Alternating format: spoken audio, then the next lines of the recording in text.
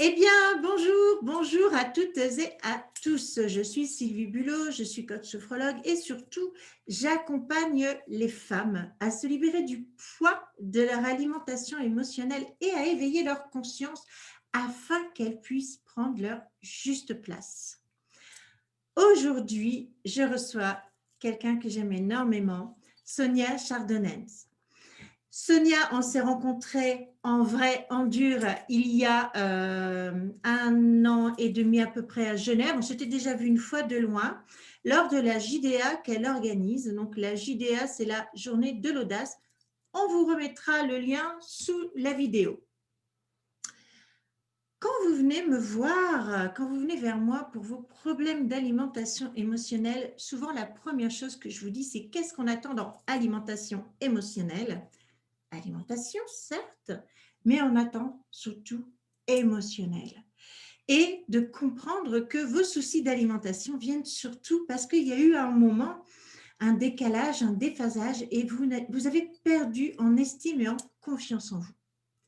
Je voulais donc aujourd'hui parler de ça à travers Sonia parce que pour moi, quand je me suis dit quelles sont les personnes que je veux interviewer par rapport à l'estime, à la confiance, à ce qu'on peut créer dans la vie et au fait de grandir, eh bien Sonia, elle est venue tout de suite dans ma tête parce qu'elle a vraiment une histoire et un message à vous livrer.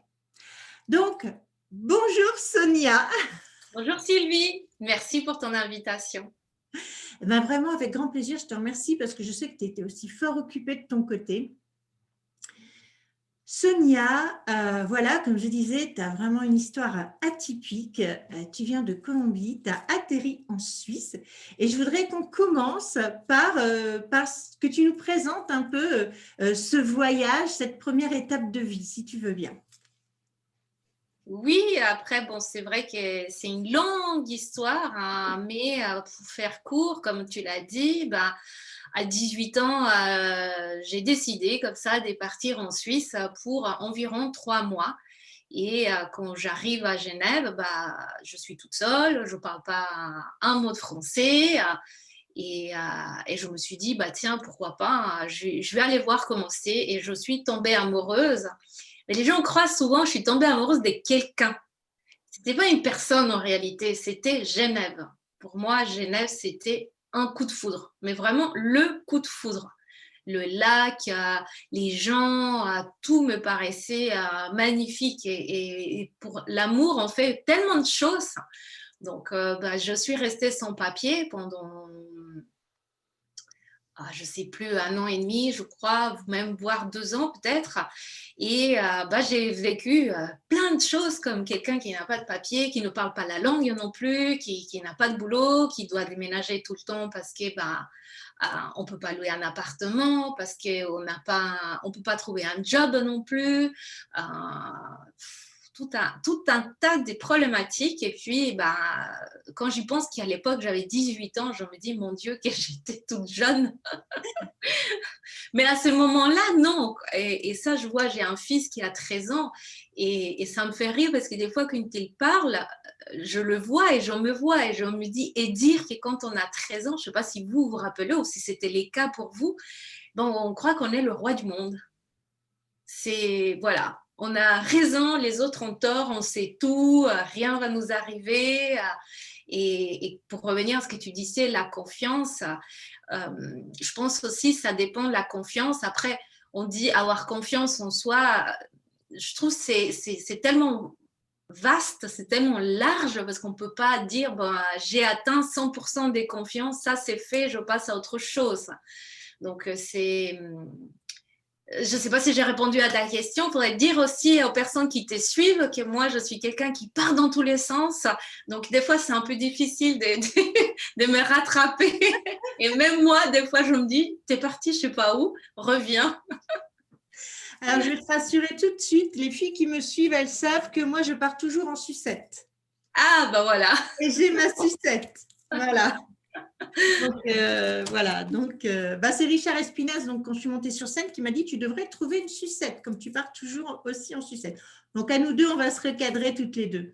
Si, Moi, si, c'est ça dans tous répond. les sens, quoi. Et ça me parle beaucoup parce que j'adore voyager. Donc, le partir dans tous les sens, j'adore ça. Ça marche. Du coup, est-ce que tu es finalement en train de me dire qu'à 18 ans, ben, finalement, tu n'avais pas peur, hein? C'est ça que tu es en train de me dire Si, peur, on a. quand même? J'en ai eu, évidemment, parce que prendre la décision de partir, c'était facile. Et ce qui est difficile, c'est de faire ses bagages, de ne pas savoir ce qui t'attend de l'autre côté. C'est loin. On ne parle pas d'un Paris-Marseille. Et pourtant, Oui, pour des gens, c'est inimaginable de partir de Paris pour aller sur Marseille ou vice-versa. Là, on parle vraiment des très, très loin.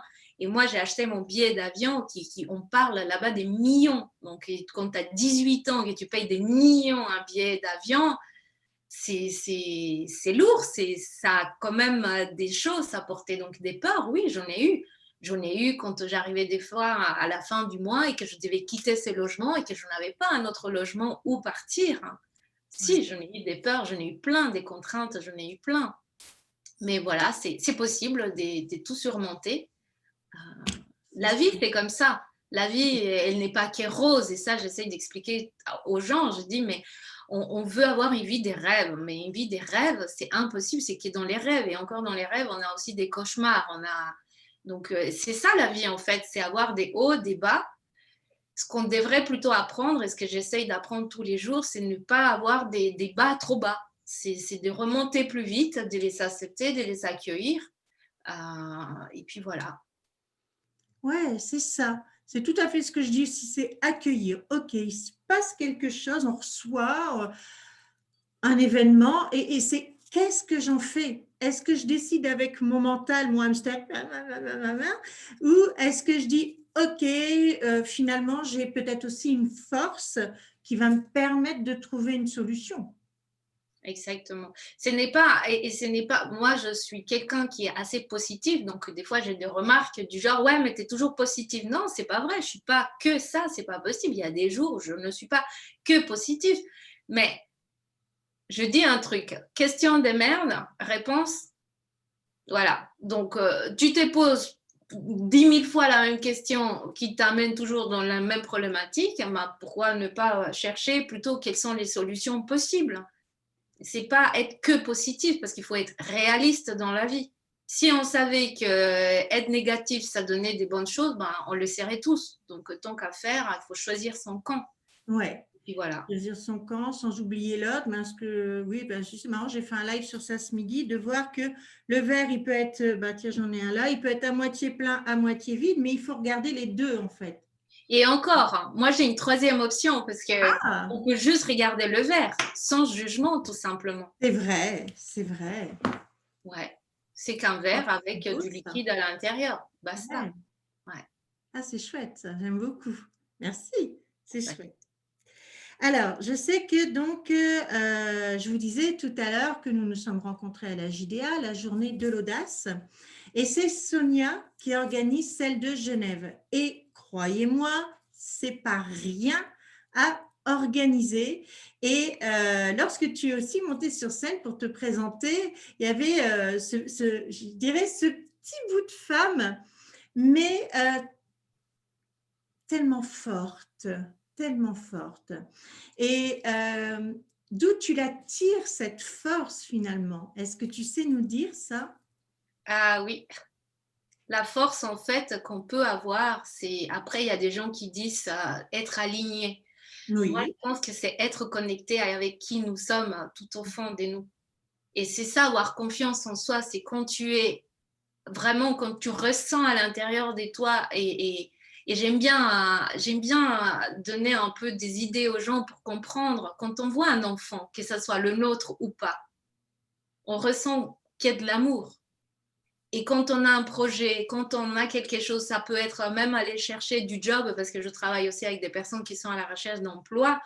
Bah, quand on sait ce qu'on a à l'intérieur, ce qu'on a à offrir, rien peut nous démonter en réalité. Et c'est ça pour moi, l'alignement, c'est savoir ce qu'on veut, c'est savoir ce qu'on aime. Et là, on ne peut pas perdre confiance en soi. Quand tu t'es fait ton café, tu ne te poses pas des questions, est-ce que je vais y arriver, est-ce que ça va être facile ou pas? Parce que c'est à qui tu as confiance. Et c'est ça, avoir confiance, en fait. C'est toutes ces petites choses. Donc, quand je fais une journée de l'audace, je sais pourquoi je la fais. Je sais pourquoi je suis là. Je sais tout ce que les gens vont pouvoir avoir. Et puis toi qui as participé à des événements comme ça a tellement de puissance que rien que pour ça, ben, moi, je suis là et c'est là où je dois être, en fait. Donc, j'adore ça. Oups, j'ai eu un petit... Oui, moi aussi, j'ai eu un petit bug. Oui. D'accord. Donc, tu disais que tu adores ça. C'est ça ta dernière phrase? Ouais. Ok, d'accord. On se sent vivant finalement quand on est là, quoi. Ouais. Inarrêtable, inébranlable, ancré, connecté.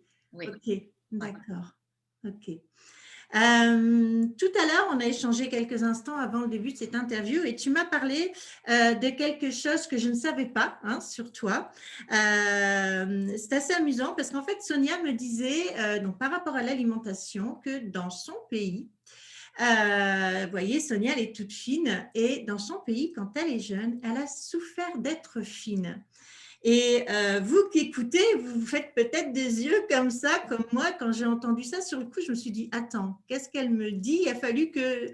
Alors, est-ce que tu peux reparler de ça On a parlé un peu de la culture, on a parlé de tout ça tout à l'heure. Oui. Alors, ce que je te disais tout à l'heure, c'est que c'est même pas le mot fine, c'est maigre. Ah oui, carrément maigre. Ah oui, c'est D'accord. carrément, t'es maigre. On ne te dit pas t'es fine, non, c'est Ouais. t'es maigre.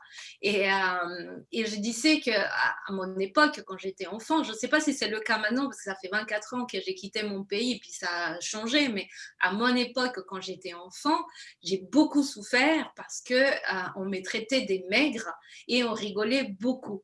Et ça, à vivre ça tous les jours, ce n'est pas agréable. Donc, autant je peux comprendre les gens qui sont en surpoids, par exemple, mais bah, moi, c'était dans l'autre sens. Et c'est vraiment culturel. C'est si tu es fine, bah, tu as mal mangé. Tu n'as pas assez mangé, il faut manger plus. J'ai de la chance que dans ma famille, on est beaucoup à être comme ça. Tout vraiment très, très fin. Mon mari est fin, mes enfants, évidemment, ils sont tout fins aussi. Mais moi, j'ai vécu ça vraiment comme une souffrance. Donc, je te disais, j'ai des dysfonctionnements qu'on ne voit pas, dans lesquels ça ne m'a jamais fait vraiment souffrir, même si j'ai souffert, parce qu'évidemment, on souffre sur des choses, mais je crois que j'ai souffert beaucoup plus par rapport à cette partie de moi qui était très fine. Donc, je ne te dis pas, les cours de sport, se mettre en short, mais c'était horrible, mais horrible. Ah oui, tu as tous les copains qui rigolent. Et c'est fou, nous, Européens, d'entendre ça, quoi. Toute cette culture. Et puis, on était partis en se disant que oui, peut-être, ancestralement, et moi, je faisais aussi écho au Vietnam, ces pays où, justement, quand on est plus gras, c'est qu'on est riche, finalement, et il y a toujours ce paraître. Ce paraître. Ouais. Et ce paraître, chez nous, c'est l'inverse. Quand tu es gros, c'est que tu ne manges pas bien. Donc, potentiellement, c'est peut-être tu n'es pas riche, mais bon, peu importe. On est toujours dans le paraître. Et souvent, je vous dis, ce qui est important, c'est d'être. C'est qui je suis. Ce que tu me disais tout à l'heure aussi, l'alignement, être connecté, savoir ce que j'ai dans le cœur. C'est qui je suis. Et qui je suis, s'il y a 10 kilos de trop ou 10 kilos de moins, on s'en fiche. Mais il faut cheminer pour arriver là quand même. C'est ça, je crois, la problématique, c'est s'aimer tel quel nous sommes, que ça Ouais. soit à l'extérieur ou à l'intérieur, parce que des fois, on peut beaucoup parler de ce qu'on voit à l'extérieur, mais on n'y pense pas ce qu'il y a à l'intérieur. Qu'est-ce qu'il y a derrière les coulisses, en fait, parce que là, on se voit comme ça, mais on ne sait jamais ce qui se passe vraiment, vraiment à l'intérieur. Cette semaine, j'étais chez Yannick, j'avais mal au dos, mais vraiment, le nerf sciatique, j'étais vraiment très, très mal. Et quand je suis revenue, j'ai recommencé mes audios, mes trucs et tout. Et quand les gens me disaient comment ça va, automatiquement, je répondais bien, merci. Mais j'avais une petite voix qui me disait non, t'es pas bien, t'as mal. Mais on n'ose pas dire aux gens parce que c'est tellement Habituel. normal Ouais. qu'on répond de tac au tac, ça va très bien, merci. Ouais. Et donc, je crois que ça, c'est encore plus important que l'extérieur, c'est quelles sont les coulisses à l'intérieur, comment on traite ça, comment on se parle aussi, comment on s'aime réellement à comment on est. Voilà, sans jugement. J'ai mangé 3 tablettes de chocolat. OK, pourquoi? Qu'est-ce qui a fait que? J'en ai pas mangé. Pourquoi? Qu'est-ce que j'ai ressenti? C'est où que j'ai mal? Et toutes ces petites choses, on le sait, ça vient de l'enfance. C'est des émotions qui sont restées un peu cristallisées, qui restent là et puis qui remontent inconsciemment et qui font qu'on a des réactions. Parce que des fois, il y a des gens qui mangent très bien, mais c'est pas parce qu'ils mangent bien qu'ils sont fins. Ah oui, mais complètement. Ben voilà. Donc, ne jugez pas ni l'extérieur ni l'intérieur. En tout cas, essayez. Et Oui. si vous le faites, c'est pas grave. C'est OK. Je dis toujours, on peut avoir la pensée, mais on n'est pas obligé de l'exprimer verbalement. Parce qu'on a tellement de pensées qui nous viennent. Ouais. Il y a un truc intéressant dans ce que tu viens de dire, que j'ai découvert il y a quelques années, c'est que quand moi, pareil, je ne me sens pas bien, si quelqu'un me demande si je vais bien, plutôt que de venir l'alourdir, eh bien, je lui renvoie la balle en lui disant, bah, et toi? Parce que de toute manière, ce qui compte pour lui, c'est lui. Et ce qui compte pour moi, c'est moi. Je veux dire, voilà, on est quand même à la base. Ce qui compte pour nous en premier, c'est nous. Et quelque part, encore heureux, hein, même si on aime aussi faire plaisir aux autres. Et donc, de renvoyer à l'autre, et toi, eh bien, je ne dis pas, je ne vais pas bien parce que je n'ai pas envie de l'embêter. Et je ne me mens pas en me disant, je vais bien.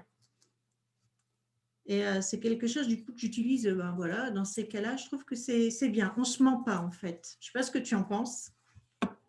Ouais, c'est intéressant ce que tu dis. Je trouve ça intéressant, mais on peut aussi l'utiliser pour se cacher quelque part. Moi, j'étais une pro pour cacher les choses.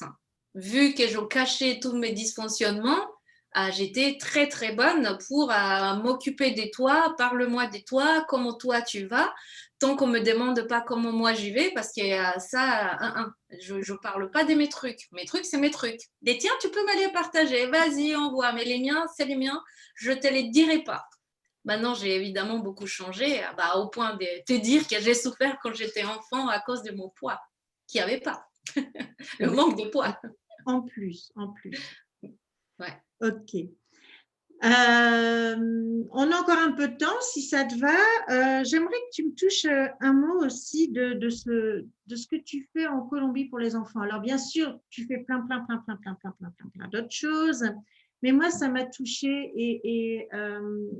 Parce que j'aimerais bien aussi qu'on mette aussi en dessous de la vidéo, on va vous mettre ce que fait Sonia pour que vous puissiez aller aussi parce que pour moi, elle est inspirante. Donc voilà, vous inspirer et puis se dire que oui, c'est possible aussi pour vous de réaliser.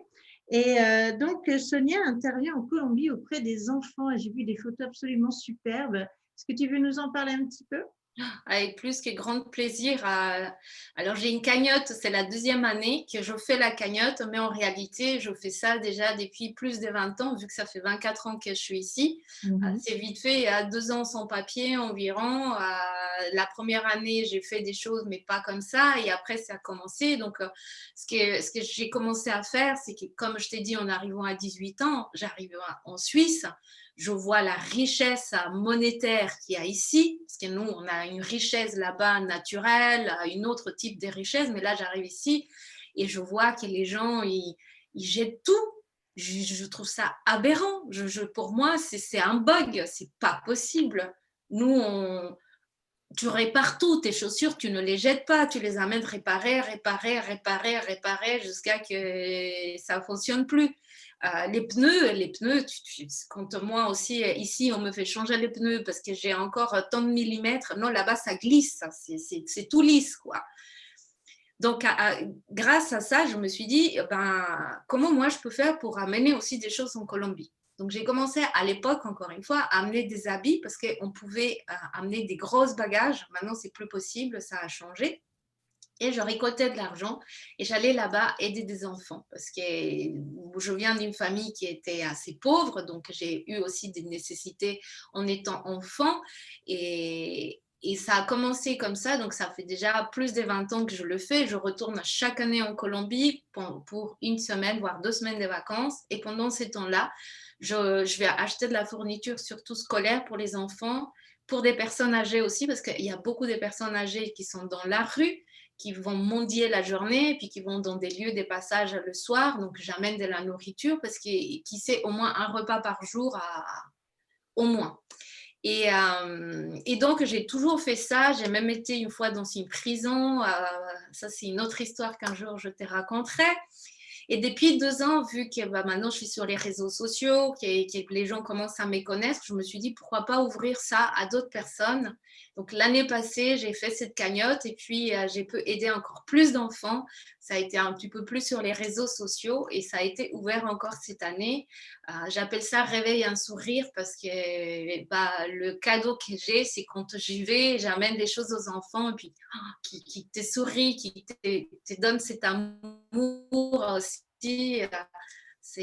Voilà. Et puis pour les personnes âgées aussi, ils t'accueillent toujours, ils veulent te raconter des histoires, raconter leur vie. Et c'est des mondes en fait. Je trouve que chaque personne est un monde à part et on a tous le droit de vivre ce monde le mieux que possible.